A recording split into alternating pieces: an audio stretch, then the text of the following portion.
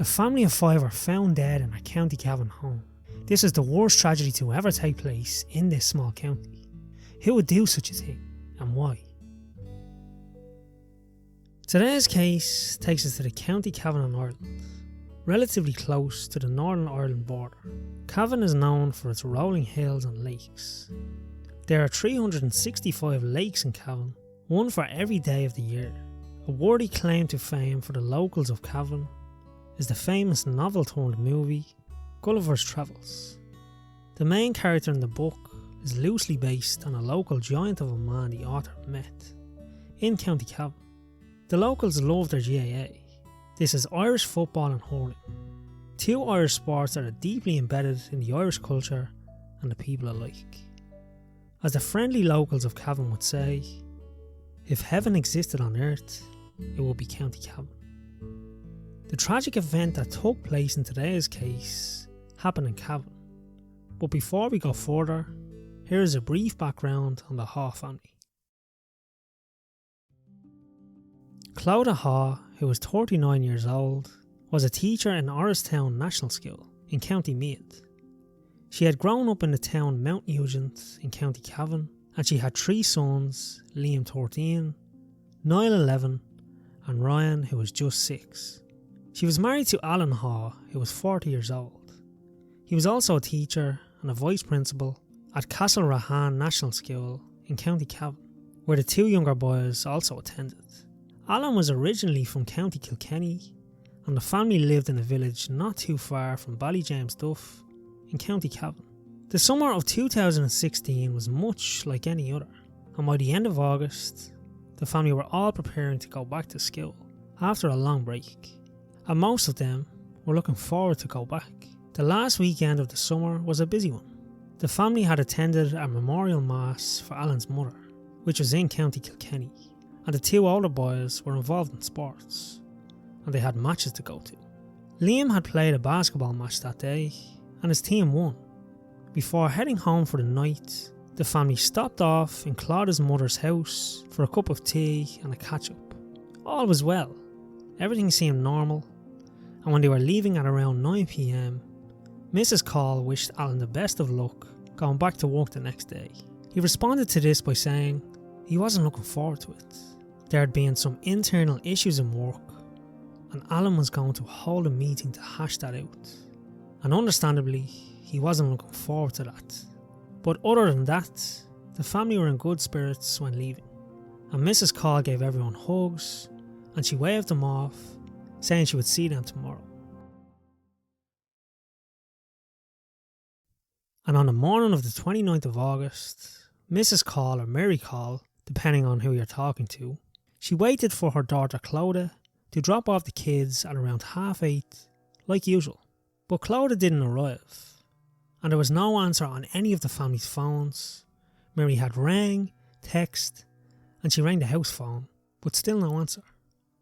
She then got into her car, and she drove over to the family home just to see what had delayed Clodagh, and to make sure everything was okay. And when she got to the house, she seen the 2 cars were still in the garden, and the curtains were drawn. She knew something wasn't right, and the first thing that popped into her head was, maybe they slept in. But soon, she had a feeling something was wrong, and she felt sick to her stomach. And at the corner of her eye, she seen a pair of magpies, and this was a sign of bad luck. While checking around the outside of the house, she seen a note, and the note read, "Don't come in, ring the guards."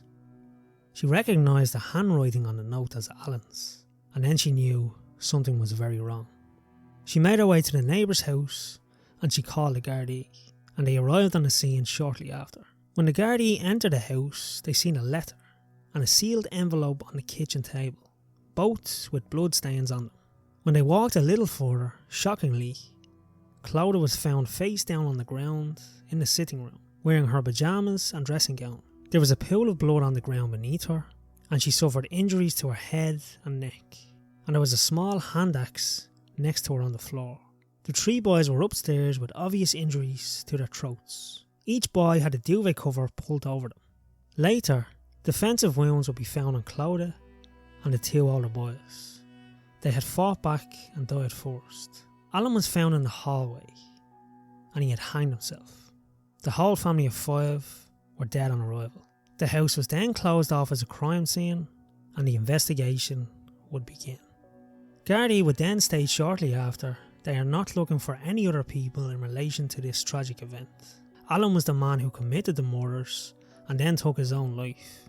It is believed he brutally murdered his wife first as she sat on a settee in his sitting room with a cup of tea, preparing to relax. He then sat down at the kitchen table to write his murder-suicide letter, which was sealed in an envelope. He then took a second knife and walked upstairs to attack his 3 sleeping sons. He returned downstairs again. He picked up a pen and with the 3 children dead in their beds, he wrote a second note on the exterior of the sealed envelope. Here he confessed how he felt during the murders, before apologising for his actions. And this second note allegedly started with these chilling words, and I quote, "All the good stuff we did, I was really into it, but I think there was some sort of psychosis that made me enjoy that. Yet in the next moment, I was the complete opposite. I'm sorry for how I murdered them all, but I simply had no other way."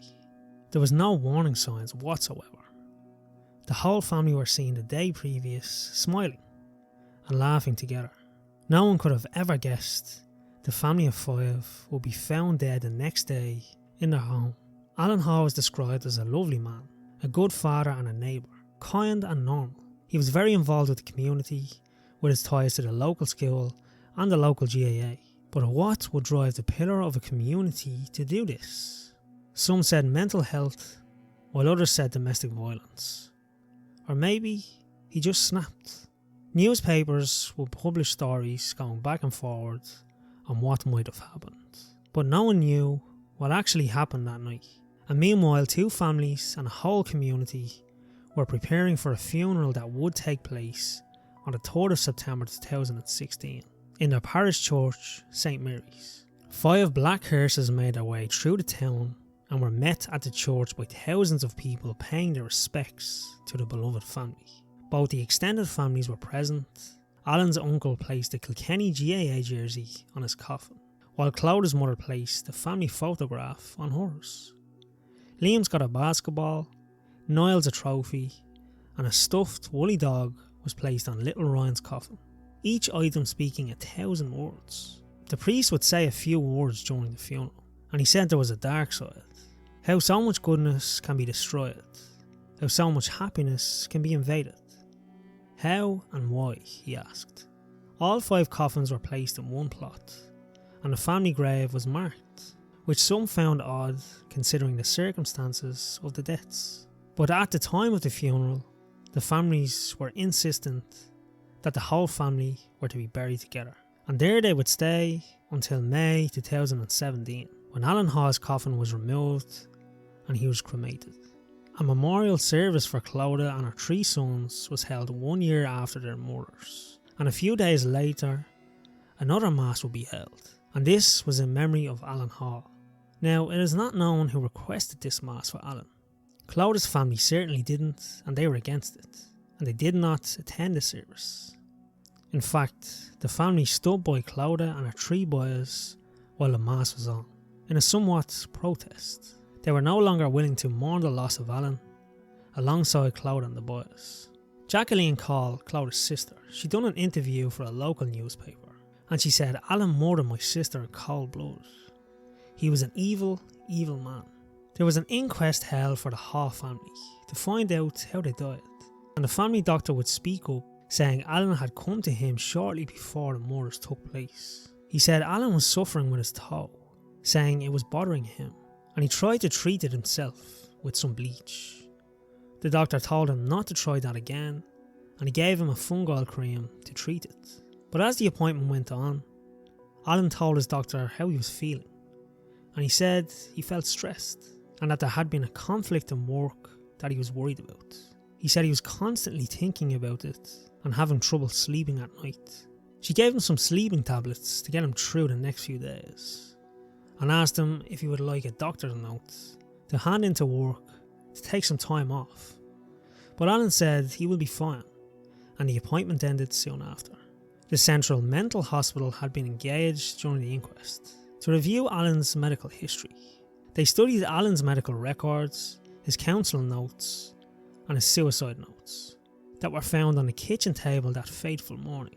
They said Alan suffered from a depressing illness that worsened over time, and he had undergone a completely unnoticed descent into psychosis. The psychosis was triggered by his minor upsets, like the minor injury to his toe and the conflict worrying him at work, and Alan had blown all of these out of proportion. He went on saying Alan suffered with mild depression from 2008, and that this worsened over time, leading to the tragic events that took place.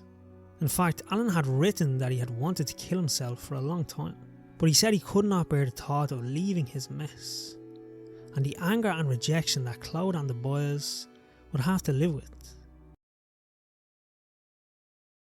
On 29th August 2016, we lost our daughter and sister Clodagh and her lovely sons Liam, Niall and Ryan in the most horrific circumstances. They were savagely and brutally killed by Alan Hawe in a premeditated and calculated manner. We are aware that the inquest has a limited role in law in that its function is restricted to establishing how, where and when our loved ones died. However, it is clear from the evidence presented at the inquest that Clodagh and her boys were killed in a sequence that ensured that the eldest and most likely to provide effective resistance were killed first, and that they were executed in a manner which rendered them unable to cry out for help. The inquest does not address why Alan Hawe committed this savagery, but his counsellor has said that he was concerned about his position as a pillar of the community. And we are aware that he was concerned at his imminent fall from that position and the breakdown of his marriage. Whilst the psychiatrist has attempted, as best he could, to create a retrospective diagnosis based on notes and records, his GP, who knew him for 5 years, said that he never displayed any signs of depression. Back in 2016, Alan started to see a counsellor for difficulties in his marriage, and it was alleged that the difficulties were due to Alan accessing pornographic videos, and he went to counselling as a result. The Sun newspaper came out with an article which stated, the issues Alan was having in school was because he was allegedly caught pleasuring himself at his desk on the school's premises while viewing adult material. Given what he was doing and where he was doing it, this got back to Clodagh, and she was rightly upset, which then trickled down onto their marriage and family life. Not to mention the embarrassment of this, and how the community would now view him. After he committed the horrific murders, Gardaí searched his PC and they found the adult content, but it was just standard. It was nothing out of the ordinary. It seemed Alan couldn't handle the embarrassment and viciously murdered his family as he selfishly couldn't bear to leave them behind. Another newspaper article came out in 2019, allegedly stating the reason Alan murdered his family was because he was afraid his secrets were unraveling.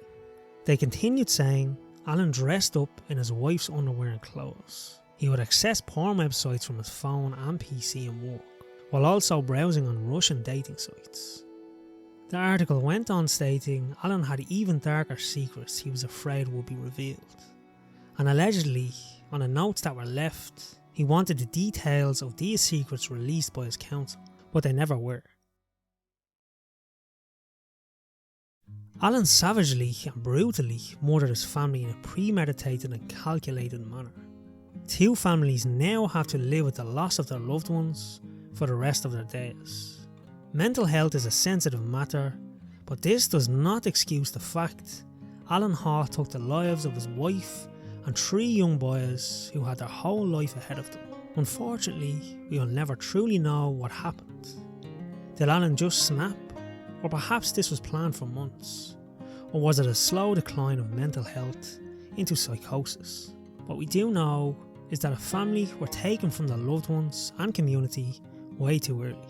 Murder-suicide is very rare However, in recent years, there have been a number of high-profile cases in Ireland, and there is not much left behind explaining what had happened or what went wrong in any of these cases, and the public are just left with more questions than answers. Thoughts go out to all of the families involved and anyone affected by this. Thank you for watching. I will see you in the next one.